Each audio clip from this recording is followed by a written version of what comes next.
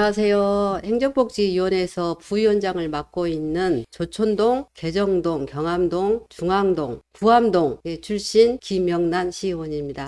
반갑습니다. 네, 저한테도 기회를 주셔서 감사합니다. 저는 1985년도에 공직에 들어와서 2021년도 12월까지 해서 36년간의 공직 생활을 끝냈습니다. 공직 생활 하는 동안 동사무소, 면사무소, 시청에서 각 부서, 여러 부서를 돌아다니면서 열심히 일을 마쳤고, 이젠 몸도 지쳤고, 또 조금 더 놀고 싶은 생각에 공직을 그만두고 집에서 쉬고 있는데, 저를 알아보신 많은 분들, 특히 우리 경암동 지역에 있는 분들께서 시의원 출마를 한번 제안을 했습니다. 그래서 그 제안을 제가 흔쾌히 받아들여서 현재 이 자리에 있는 것 같습니다. 감사합니다. 저는 행정, 복지, 교육, 건설, 교통, 세무, 산업 등 여러 가지 업무를 두루두루 살폈기 때문에 남들이 저보고 행정 전문가라고 하죠. 그래서 업무 보고라든지 행정사무감사라든지 예산이라든지 예산 세울 때, 예산 정산할 때 이럴 때 다른 의원들보다 좀 더 깊이 들어갈 수 있고 폭넓게 얘기를 좀 나눌 수 있고 또 민원과에서 이렇게 가교 역할을 좀 더 잘할 수 있다는 그런 장점이 좀 있습니다.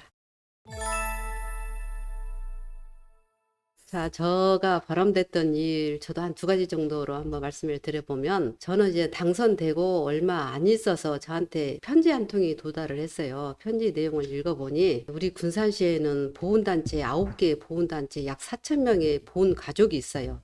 그분들 중에 이제 회장님이 저한테 편지를 썼는데, 순간 머리가 땡 하는 느낌이었어요. 왜냐면, 제가 복지 업무도 봤거든요. 보훈 업무는 안 봤지만, 바로 옆 부서에서 보고, 옆 담당자가 보고 그랬는데, 그때는 전혀 그런 감흥을 못 느꼈었어요. 그런데 의원이 돼서 그 편지를 읽어보니 옛날 우리 어렸을 때 상이용사라고 혹시 아시죠? 맞습니다. 좀 6.25 때, 자세하게 얘기해 주실까요? 6.25 때 전쟁터에서 팔이 없거나 다리가 이렇게 없는 아, 분들이 진짜 국가의 도움을 받지 못해서 국가에서는 그냥 니네들 알아서 살아라 할 때였었어요. 또 이렇게 지팡이를 들고 집으로 이렇게 뭘 좀 얻으러 오면 그때는 우리가 상용사에 대해서 굉장히 좀 혐오를 하던 시대가 있었습니다. 딸 한 대박 주는 것이 그렇게 아까워가지고 막 못 오게 하는 경우도 있었는데 그 생각이 문득 나더라고요. 그래서 굉장히 감동을 받고 이게 뭔가 한번 해봐야 되겠다. 내가 저분들을 좀 편에서 해야 되겠다. 그렇게 가슴이 좀 뭉클했었죠. 그래서 동료 의원들 그때 이제 초선으로 오신 의원들 4명이 그 다음날 바로 보훈단체를 가서 간담회를 했어요. 간담회를 해서 얘기를 들어보니 우리가 너무나 이분들에 대해서 예우를 못 해줬구나. 그런 생각이 문득 들었어요. 자, 그 보훈연금은 국가에서 줘요. 거의 국민기초 수급자 수준에서 주고 이 연금이 너무 부족하니 지자체에서 예우 차원에서 이분들한테 보훈수당을 주거든요. 연금은 국가에서 주는 것이고 보훈수당은 지자체에서 주는 거예요. 그런데 이 지자체의 편차가 너무 심해요. 강원도 같은 경우는 60만 원을 줘요. 우리 60만 원. 60만 예. 원 주고 전라북도는 10만 원을 줘요. 10만 원이요? 네, 그때 당시에 우리 보훈단체는 4만 원을 줬었어요. 4만 원이요? 예. 4만 원을 주고 강원도는 47만 원을 주거든요. 이게 보오는 날, 6.25 때 보오는 날 때마다 텔레비전에 나오는 거예요. 그래서 이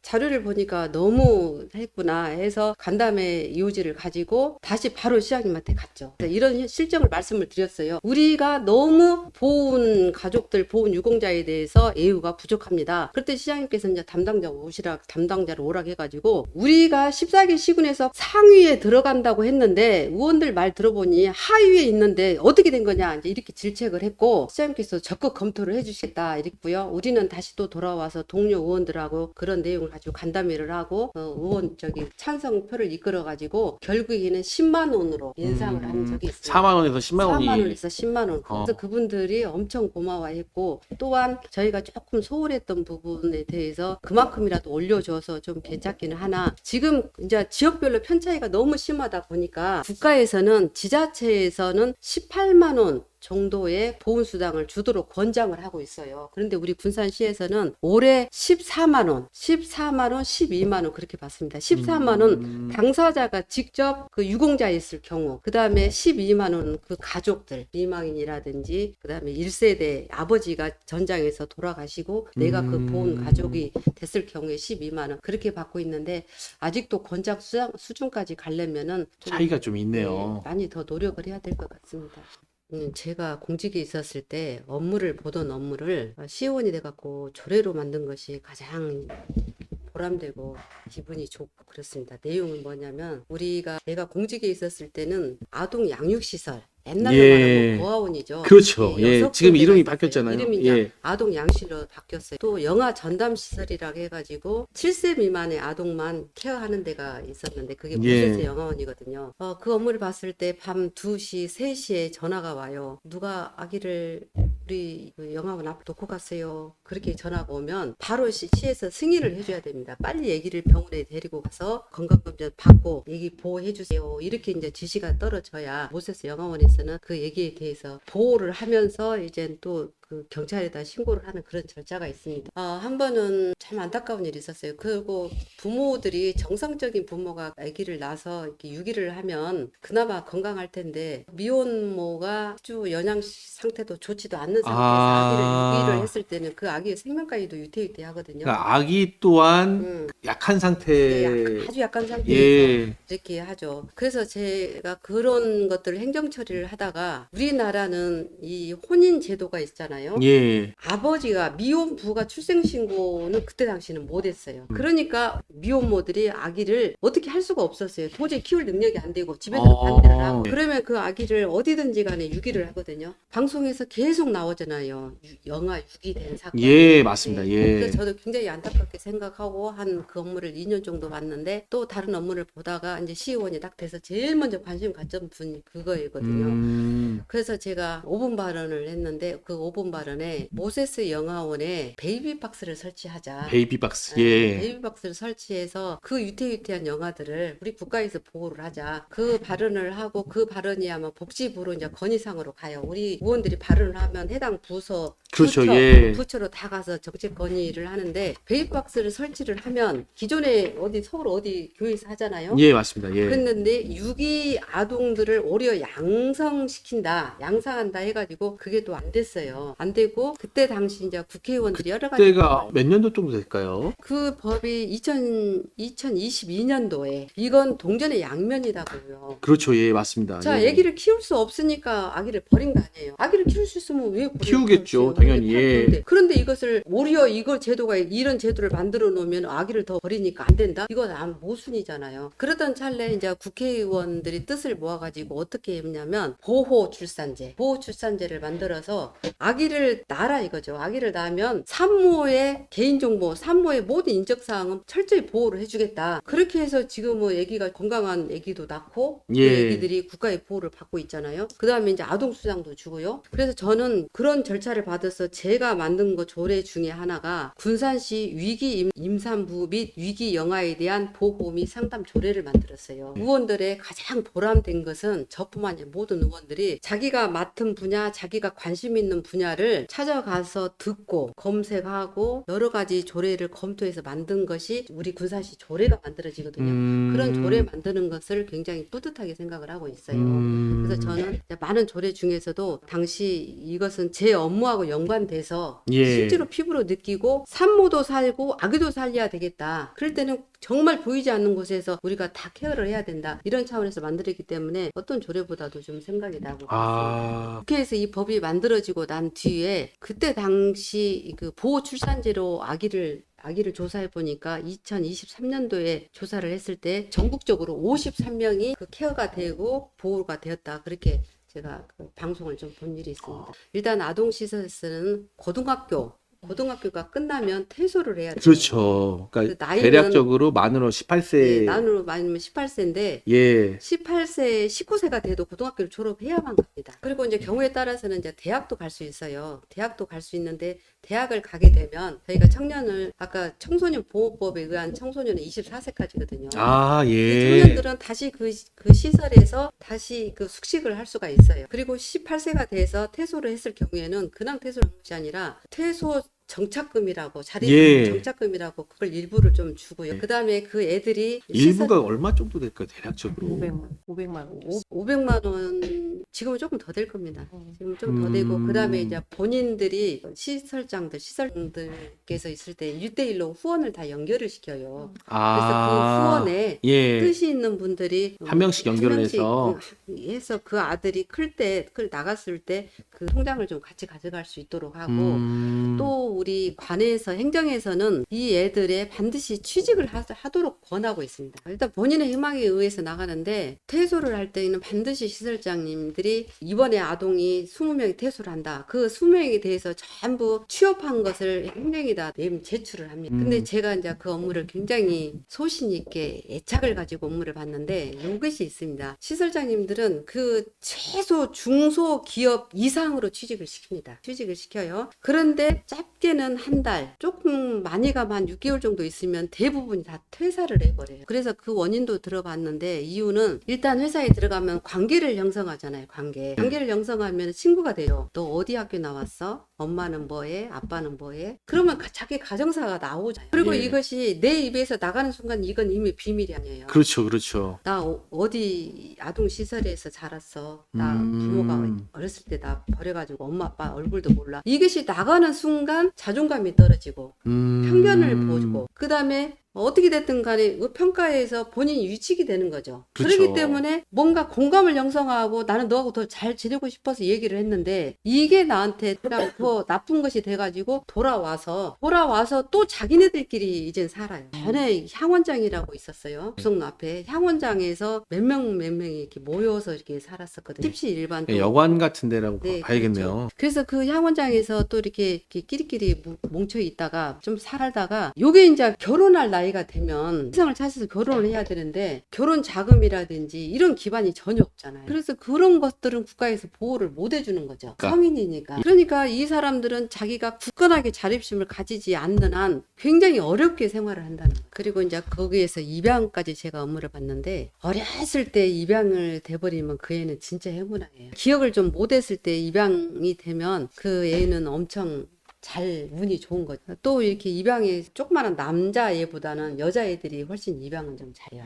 입양에 대해서도 좀 할 얘기가 많이 있는데 이제 입양은 두 가지 사례를 한번 얘기를 해볼게요. 어떤 분이 한 85세 먹은 분이 한 번 시청을 찾아와가지고 저 앞에서 엄청 울었어요. 딱 울었어. 근데 과장님 나한테 왜 어르신을 울리냐고 이렇게 했는데 그분은 자기 신세 한탄을 한 거지. 나는 얘를 입양을 해서 어려운 가정에 잘 먹이고 잘 키우고 나는 잘 키웠다고 생각을 하는데 예. 요 아들이 40살이 되니 무섭다 이거예요. 왜 당신이 나를 입양을 해서 이렇게 키웠냐. 당신이 나를 입양을 안 했으면 더 좋은 가정에 입양이 될 수도 있었을 텐데 그리고 밤새 자기한테 하소연을 하고 때로는 막 윽박지른다는 거예요. 그 아들이 무섭다. 그였고 또 하나는 여자애를 입양을 했는데 목욕탕을 같이 간대요. 그래서 의원이 돼가지고 그분이 저를 직접 만났어요. 예. 의원님 저 혹시 아세요? 저 누구 입양했던 애예요. 근데 딸을 입양한 엄마는 엄청 잘 지내요.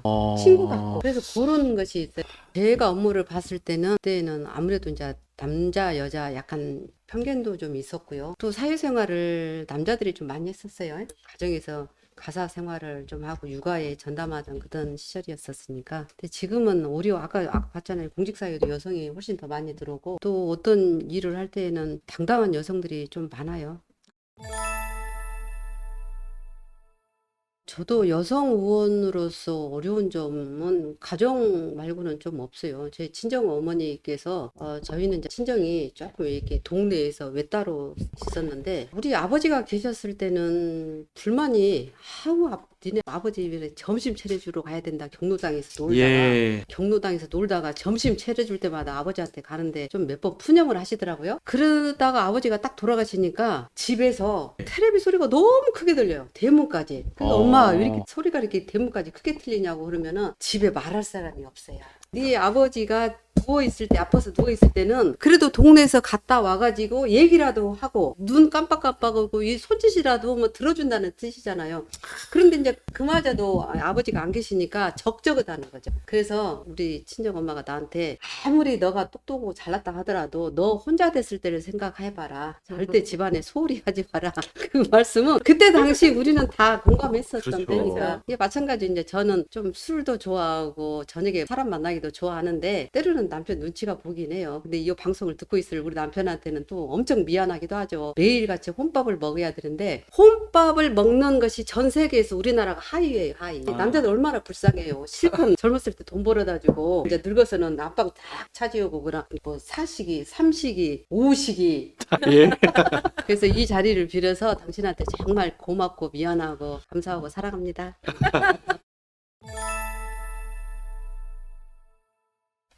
일단 저는 이제 직책이 없다 보니 제 스스로 만든 것이 민심 전담 요원이라고 그렇게 호칭을 하고 있습니다. 최근에 요원과 인원의 차이는 잘 알고 계시죠? 제가 요원이란 말은 옛날부터 저만 썼었는데 그것이 텔레비에서 막 나오니까 꼭 들킨 것 같아가지고 제가 좀 깜짝 놀랐는데, 어떻게 민심 전담 요원이라는 것은 두루두루 이렇게 돌아다니다 보면은 어떤 문제점들이 도 있고 그 문제점들이 개선시키면 정책이 되고 또 그 개선시켜서 정책으로 만들 때는 또 예산이 필요하고 그 예산을 집행부에서 예산을 이렇게 잘 올려서 승인이 나서 잘 풀어지면 그게 주민의 만족도가 되는 것입니다. 그래서 저는 그 민심 전담 요원이라는 직책에 맞게 우리 군사 시내 곳곳 돌아다니면서 열심히 경청하고 있습니다. 혹시 불편한 사항 있으면 말씀해 주시면 또 열심히 한번 들어보도록 하겠습니다. 네. 저도 이제 새만금 예산이 엄청 많이 깎이다 보니까 사실 저도 이렇게 삭발을 했잖아요. 예. 반대로 제 남편은 엄청 반대를 했어요. 왜냐? 내 남편은 나보다 이제 4살이나 위인데 저보다 경력이 많잖아요. 머리 한번 딱 깎은 것은 당장의 이슈는 될 수가 있고 관심은 될 수 있는데 이걸 머리를 적응을 하는 그 기간은 굉장히 스트레스다는 거죠. 마찬가지로 거울을 이렇게 딱 보면은 너는 누구냐? 깜짝 놀라요. 우리. 깜짝 놀라요. 뭐 드라이도 하고 싶은데 이렇게 해야 될까 저렇게 해야 될까, 할 게 별로 없잖아요. 내 얼굴하고 너무 다른 여자가 거울 앞에 있어가지고 그렇죠. 정말 깜짝 놀라요. 그런데 이제 머리를 깎으려면 차라리 우리 송미수 위원장님 때처럼 어떤 땅 전쟁에서 깎으면은 차라리 좀 더 나았을 뻔했어. 새만금 예산은 이제 복구는 됐어요. 땅은 어떤 땅 전쟁이잖아요. 땅 전쟁. 지금 진짜 말도 안 돼요. 새만금 신앙이 저쪽에서 넘본다는 것은 진짜 말도 안 되는데, 하여튼 송민수 위원장님 존경합니다. 제가 먼저 말씀드리면 저는 일단 긴 시간 동안 공직에 있었잖아요. 공직에 있었고 또 지역의 부름을 받아서 시원 출마를 한번 해보겠다. 그러니 아주 좋은 기회다 이거지. 좋은 기회다. 그동안 갈고 닦은 것을 어디다 써먹겠느냐. 아주 적극적으로 열심히 밀어줬죠. 네, 아까 그 여성 정치인이 우리나라 숫자는 굉장히 적고 또 그 행정에서 고위 공직자도 여성이 적고 법조인도 여성이 너무 적어요. 제가 여기 오기 전에 우리 군산시 자료를 한번 훑어봤는데 우리 군산시에는 지금 현재 시장님이 3급으로 인정을 받고 있습니다. 그다음에 이제 국장이 8명 있는데 그중에 여성이 한 분도 없어요. 5급도 마찬가지로 총 65명 중에서 한 26명만 여성이 돼 있고 7급도 50%를 넘지 않아요. 422명에서 201명. 기타 이제 7급부터는 여성 공무원들이 굉장히 많아요. 현재는 우리가 신규 공무원을 거의 한 100명 정도, 100명 플러스 마이너스 한 10명, 90명에서 110명 정도로 뽑는다면 한 여성 공무원들이 한 60% 이상이 들어오고 있어요. 그러면 차후에 많은 시간이 가면 고위 공직자 여성이 좀 많이 나오겠죠. 제가 특별히 우리 국회 또 우리 대한민국 국민들, 우리 시민들한테 하나의 간곡한 부탁이 있다면 특히 법조인은 여성들이 좀 많이 나왔으면 좋겠어요. 저는 공무원 우리 9급부에서 올라와가지고 우리 시청 같은 경우는 4급까지 올라갑니다. 4급까지 올라가는데 저는 9급으로 들어와서 7급까지는 굉장히 빨리 올라갔어요. 왜냐하면 성격 자체가 좀 활달하고 적극성이 보다 보니까 다른 사람들이 발탁을 해줘가지고 소연 연수만 되면 팍팍팍 올라갔었어요. 그때는 다른 남자 직원, 여자 직원 합쳐서 그냥 거의 톡으로 올라갔다고 볼 수 있는데 7급에서 6급 올라가는데 12년 반이 걸렸고 그 다음에 6급에서 5급 올라가는데 12년 반이 걸렸어요. 25년 있었죠. 거기에서 제가 인사 때만 엄청 울었었죠. 왜냐? 내가 아무리 열심히 해도 나의 뒷백이 없다 이거죠. 제가 아까 서두에 얘기했잖아요. 저는 타지에서 여기를 와가지고 혈연, 학연은 전혀 없어요. 지연만 있어요. 지연은 공직 내부에 있는 분들, 퇴직하신 분들 분들, 그다음에 업무적으로 아는 사람들, 요 사람들이 나의 이제 지지 기반이 된 거죠. 그래서 엄청 울었죠. 그런데 막판에 이제 제가 나중에 복이 들어온다는 말이 있잖아요. 초복, 중년운, 뭐 말년운, 그렇죠. 해갖고 말년에 운이 와가지고 제가 경암 동장을 거쳐서 체육진흥과장을 했고, 그다음에 행정지원과장을 했어요. 이게 굉장히 큰 인맥이 된 거죠. 그 인맥으로 제가 이 자리에 있는 것 같습니다. 네요? 시청에서 있는 게 훨씬 힘들죠. 읍면동은 단순히 민원이에요, 민원. 민원을 잘 처리하고, 즉석민원을 잘 처리하고, 민원을 받아서 시청에 전달하는 것이고, 시제는 예산을 세우고, 정책을 예. 세우고, 어떤 제도 개선하고, 지침을 만들고, 그렇기 때문에 시청회가 가장 더 업무가 더. 읍면동에서 승진할 수 있는 기회는 우리 지침상 승진을 하면 읍면동으로 내려가고, 예. 읍면동에서 최소한 6개월, 그렇지 않으면 1년, 2년이다가 다시 피드백을 해서 시에 올라가서, 그렇죠. 일정한 기간이 되면 내가 가서 시청에 가서 한번 또 정말 성심껏 열정을 다해서 일을 한번 해봐야 되겠다. 그게 바로 열정이죠. 그 예. 열정만 있으면 다시 또 시에 이제 들어오는데, 시에 들어오는 것도 전입심을 봐야 되는 거죠.